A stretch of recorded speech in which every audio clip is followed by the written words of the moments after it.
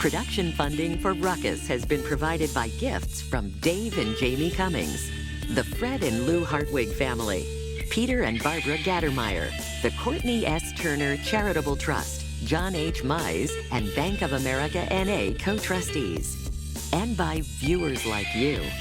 Thank you. Welcome to Ruckus, our weekly food for thought fight over the news of the day and the trends of the times. I'm Mike Shannon. The Ruckettes join me shortly on our topics this week. The issue of taxing becomes a taxing issue. Should more tax dollars go to elected officials? And there's a growing number of folks in Kansas hoping to become elected officials, plus roast and toast. But we start with our Newsmaker segment and talk about major changes being planned for the Truman Library and Museum. The Independence facility will undergo a $25 million renovation and close for about a year. To talk more about the changing facility and about the Truman legacy is Library Director Kurt Graham. Mr. Graham, welcome back to Ruckus. Good to see you again. Thanks for having me. Great to be here.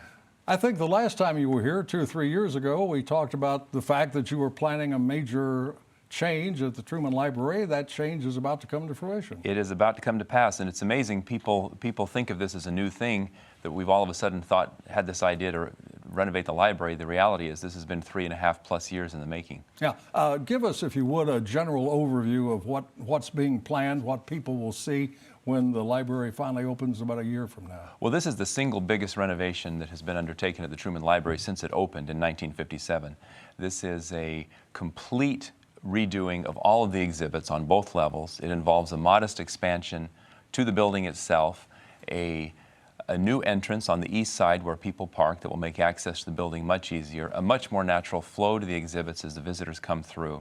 So it is going to be a completely different experience when people come back in a year and see what we have to offer. And it's going to remain open for a few more days, I think. A few more days. We close on July 22nd. Monday will be our last day open to the public, so you've got a week to come and see us. That last weekend, Saturday, Sunday, and Monday will be free to the public, so we hope plenty of people will come by and say goodbye to an old friend.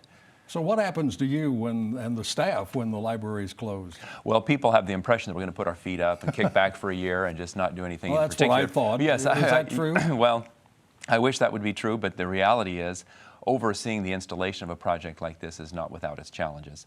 The staff will be very busy involved in that, getting the artifacts and documents ready to go back into the exhibit. So there will be a lot of work to do. Plus, we'll continue to do programming and continue to do media events and that kind of thing. It's been a long time since Harry Truman was president. He took office in 1945 after the death of Franklin Roosevelt. Truman was the vice president, elected in 1948, out in 1953, back home to independence. What were some of the reasons we would think of him now as a consequential president? Well, I think if you pick up a newspaper and you read a headline, you'll find that it relates to something that Harry Truman had to deal with. Everything around the world, I mean, here's a man who literally changed the map of the world. Korea, the Middle East. A man who won World War II, or at least was commander-in-chief when World War II came to an end. No, he had a profound impact on the nature of the world, you know, the advent of NATO, these kinds of things, all of this that influences the world we live in today. We can thank Harry Truman for that. And he okayed dropping 2 atom bombs on Japan. Yeah. The only time in world history atomic bombs have been used. He's the only president who knew what it was like to put that many people to their death at one time, and that influenced, I think, the way he made subsequent decisions. He's known as a great decision maker. That's why we still talk about Harry Truman. He was thrust into office at a time when he had to make incredible decisions about the future of this nation and the future of the world, and he did so in such a way that it's memorable. And he integrated the military? His civil rights legacy is incredible. His recognition of Israel, the fighting of the Korean War, his service in World War I. There's so many things about Harry Truman. You know, he goes and fights in the war when he doesn't have to. You know, he's way past the age when he had could be bad drafted. eyesight as well. Right? Many reasons why he should not have gone, but he did anyway. He was outspoken. He was blunt. Mm-hmm. He told people what he actually believed. Yeah. He said, you know, he was known as "Give him hell, Harry." He said, I never gave him hell, I just told him the truth, and they thought it was hell. And something I find interesting is that when Truman left the White House in early 1953, he was not a popular president. Took a train, came back to Kansas City, where he stayed for the rest of his life until his death. But with the passage of time, he's become a very popular president. He left office with some of the lowest poll numbers in recorded history, the low 30s, 32, 33%, and now is consistently ranked as the 5th or 6th most important president in our history. And he spent his life in Kansas City after leaving the White House, as I mentioned, and he spent a lot of time at the Truman Library greeting people. He built that library as his post-presidential project. He considered Independence, Missouri, the center of the universe, and he not only said that, he lived that. He loved this area. He came back here. He had lots of options. He could have gone a lot of different places, but he chose to come home to this area and spend his... And he didn't have a lot of money. No, he didn't. I mean, he had to write a book and do some TV projects. That was how he made his money, was with his memoirs, but he refused to serve on corporate boards and get high dollars for speeches. He said they don't want Harry Truman, they want the president, and the presidency's not for sale. Got to stop you there. Thanks very much for coming in. Thank you. Good luck with the new facility. Look forward to coming out and seeing it when it opens. I hope you will. Thank you. I certainly will. That's Truman Library Director Kurt Graham. Now let's meet the panel and start a ruckus.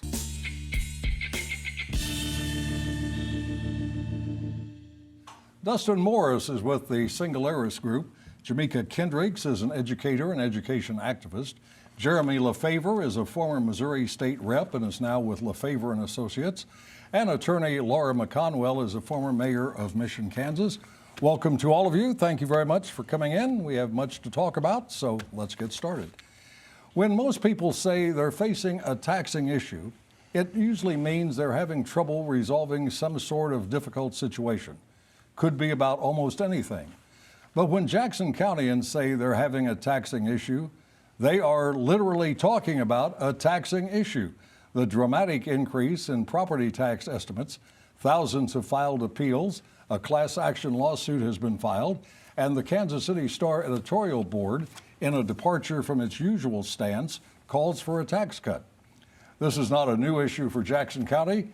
So, Jamika, do you think it's finally about to be resolved?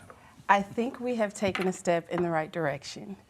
I do agree with the legislature that for a long time our properties have been undervalued, and so this brings a bit of sticker shock. I also am concerned that in doing this, there are some people in communities that have been regentrified or that have been gentrified that will be pushed out because we didn't put provisions in place when we were going through the gentrification process to ensure that they wouldn't be priced out of their homes due to tax increases, especially for those on fixed incomes. However, I don't think prolonging the process is the answer.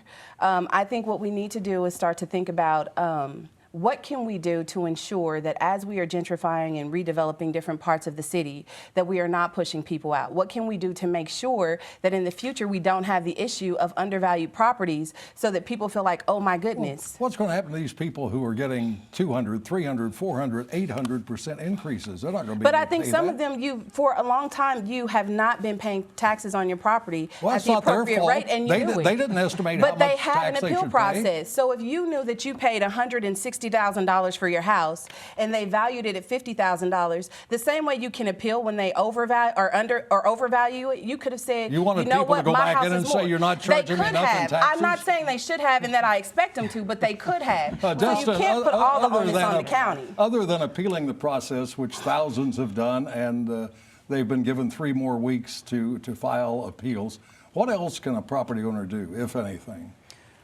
In this case, probably just about nothing. I think to have been more honest and open about where your home was valued at, I think some homeowners are to blame, and I think even some realtors are to blame. I've been reading articles that said realtors were selling these homes saying, yeah, you're going to get it for this great deal, but you're going to be paying this very low undervalue on your property tax. That's just disingenuous, and that's wrong. I was going to say, one of the things that they can do, I do appreciate that they're following the law. They should have been following the law, and so that's what's created the sticker shock. But I think the Kansas City, Missouri, the legislature and the city council can also look at what their, do they call it a mill in Missouri, their mill rate, and figure out what their revenues are coming in based on these new raises in values so that it doesn't create a windfall. And I don't know where they are in their budget process to be able to incorporate that. So they can, I mean, there are things that they can do to adjust if the values have gone up so much. And the funny thing with values is nobody wants to have a high valued home when they pay their taxes, but everybody wants the value to go up when they're going to sell. And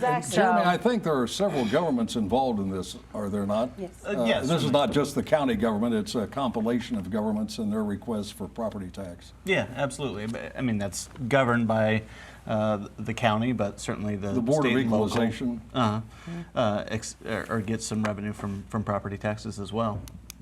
So is there any role for the incoming mayor and the incoming city council to do something about this? I think there is. What would it be? Like I was saying before, I think that the council has a lot of influence over where development happens in Kansas City and how it's happening. And so I think as we are looking at where we're developing and what this looks like, they can start to think about what impact Well, does that's the the increasing future. values. What about the past? What about what has just happened? I don't know if there's anything they could do retroactively. I do agree with Lauren on what she said about looking to see if we can reduce taxes. Reduce the mill. Reduce the mill so that it's not, so much that's coming out of pocket. But I don't know that there is anything you can do retroactively. Jeremy, you think there'll be people displaced as a result of this? People having to give up their homes? There may be some folks that have been not paying enough in taxes that will no longer be able to afford it. But for any other thing, if somebody says, I want whatever the item is, but I can't afford the taxes on it, well, then you can't afford that item. And while that's unfortunate in a lot of situations, that's the reality of what we're dealt with. There are things But that the county county government is and a the little state can do. to blame with this, because when people are selling these homes and they're being told you're going to get a great deal on your property taxes because the county's not looking at it, that does price some of the people who've been living in those neighborhoods for prices them out. generations. And there's Well, things that I that the think is state from and the the county can do generation. I think it to prices- alleviate those property taxes. And The we state really has. don't know what the final tax bill is going to be. No. As I understand it, the Board of Equalization meets later in the year, and by fall, the official Yeah. price for taxes is released. Well, I think Jamaica's talking about like a lady, Mrs. McFadden, that used to babysit us sometimes when my mom was out of town. My folks were out of town. That was a widow woman that lived over in Kansas City, Missouri on a fixed income. And so just because people are doing tear downs and rebuilds, and so their properties may be worth a whole lot more, you don't want to price her out Yes. because she really can't afford to live anyplace else. And so they could, that's, I don't know how And there's you programs resolve that I think that they can look at where There are. you can delay that tax payment until the property is sold, and then once the property is sold, you use the sales proceeds to to pay for the back And taxes. Kansas City, Yeah. Missouri is about to provide affordable housing. Isn't that one of the goals of the new It council? is one of the No? goals of the new council, All but right. that doesn't mean it. Well, I think they should talk about. I mean, they need to talk about it. This is. I mean, it's a concern. Yes, Well, we're through talking about it. Okay. And that was so mean. we're going to stay with the topic of taxes. Kansas City, Missouri residents have spent the last several months listening to candidates for mayor and the council outline how the city's tax dollars should be spent. There were probably no references to using any tax revenues to increase salaries for the next mayor and new council. Yet an increase may likely be approved this week. It is not the new council that will decide, but some of the next council is part of the current council that will. Salaries have not increased since about 2010. The proposed hikes would take a council member's salary from roughly $61,000 to just over $70,000, and the mayor's about $19,000 higher to $141,000. So how will increasing these salaries, if that occurs, get over with the public? How will the public respond to that, Jeremy? Well, I think initially the public, will have, the outrage that you're baiting right now will be. I'm not God, baiting any outrage. You are too, Mike. I'm in But then favor. that's fine. I'm in favor of them getting increases. I think political figures, elected officials, ought to be compensated for what they do. Here's a moment where we're in absolute agreement. I know, and it's painful. The public will be, faux outraged for a little bit, but the next thing will come up on Twitter and they'll be distracted by it. You have to have a competitive salary that is enough to get somebody out of their small business or their law practice or their teaching profession or whatever to say, I'm willing to serve in this public office. Otherwise, you get people who are largely unemployable but for their ability to put up yard signs. By the same token, Laura, as someone who has run for office and held office, when people run, they probably know what salary they're likely to receive. Yeah, you do. you know, in Mission, I got $1,000. You paid the city, didn't you? I got 12. Yeah, my salary was $12,000 a year, and Mission, it was not a full-time job, but when you're an elected official, you're expected by your constituents and anybody who wants to come in and do business to be available 24/7.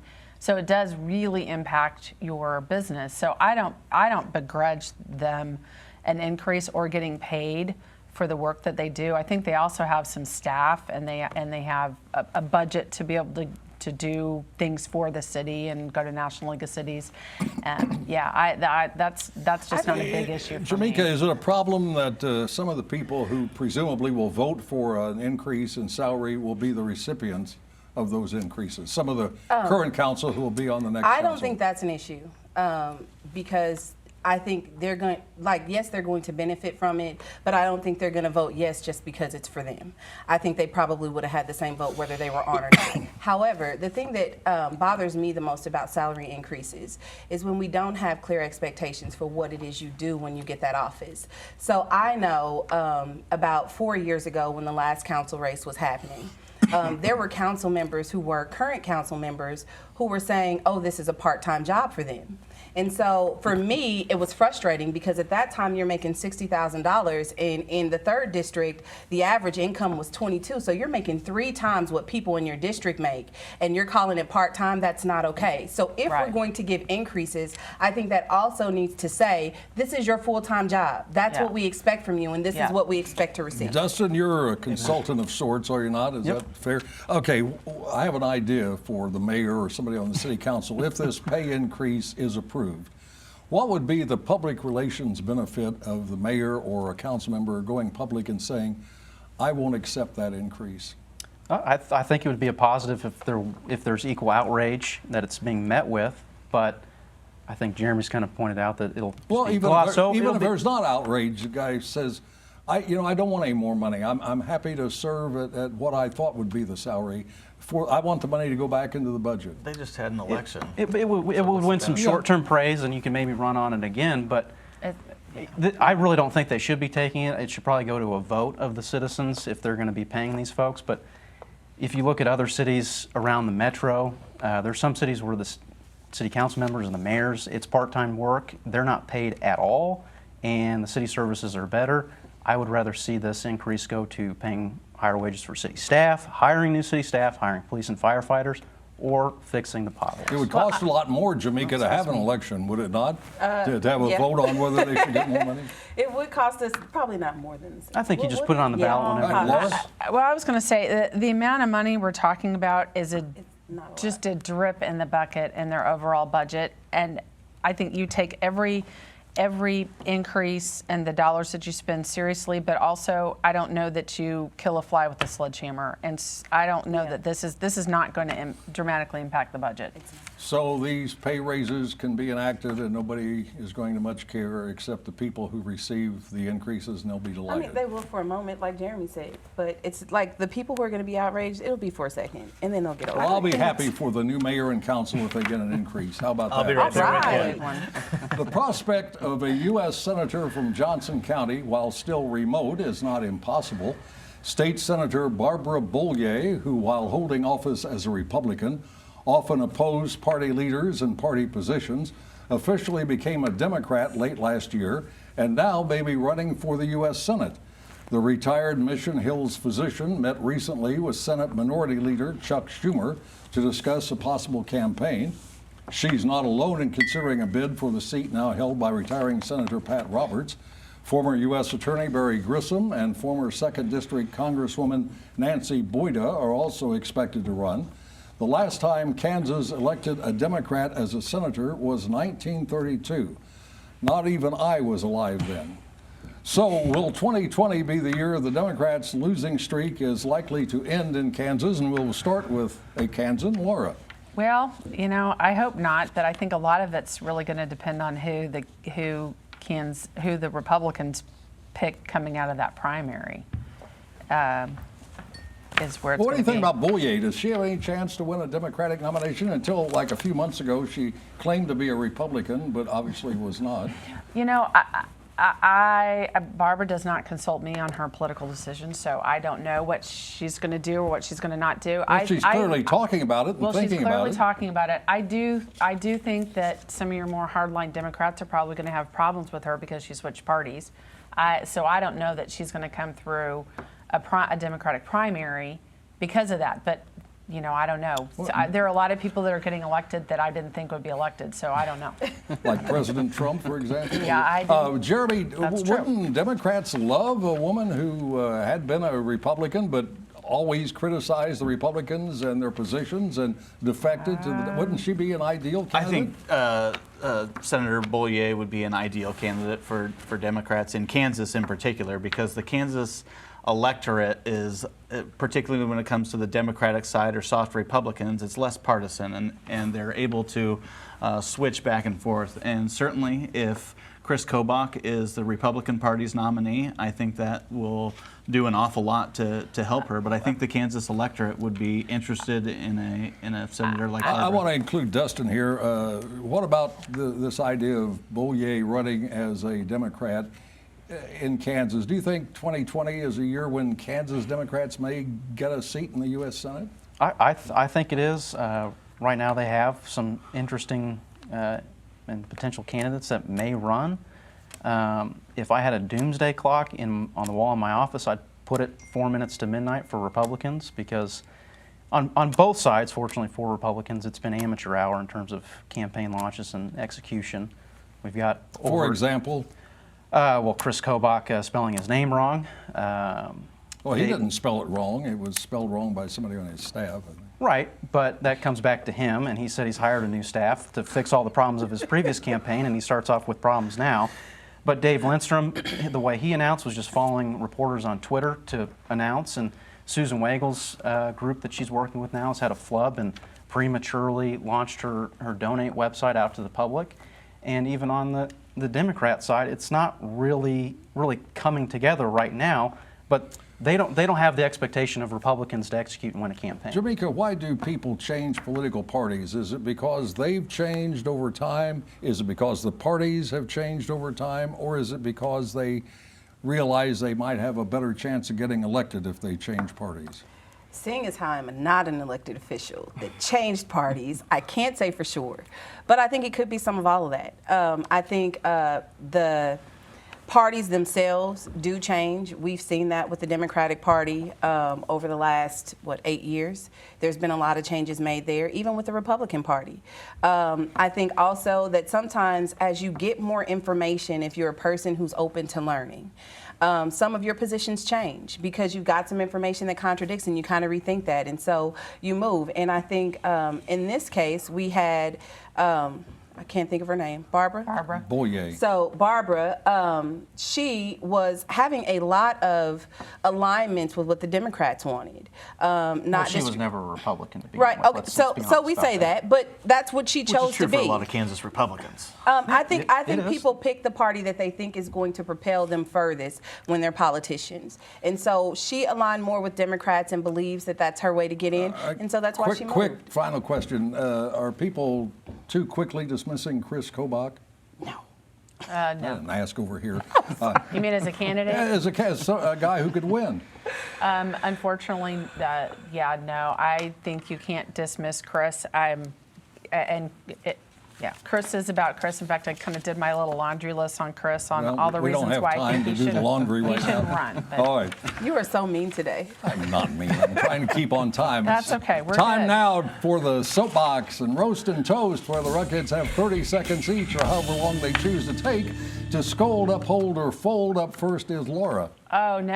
I am sending out a big shout out for our United States women's soccer team winning World Cup. I'm very excited to see those women on the world stage, and what awesome and wonderful athletes they are. And I hope that everybody watched. I enjoyed watching those games. They were great. All right, Dustin. Roast this week to Chris Kobach. He can win the primary. I don't think he'll win the general election. Congressional Republicans across the state received 100,000 more votes than he did, and I don't think you can say there's much daylight between him and the Republicans that were running for Congress in 2018. We're going to have a Republican on the panel someday. Jeremy?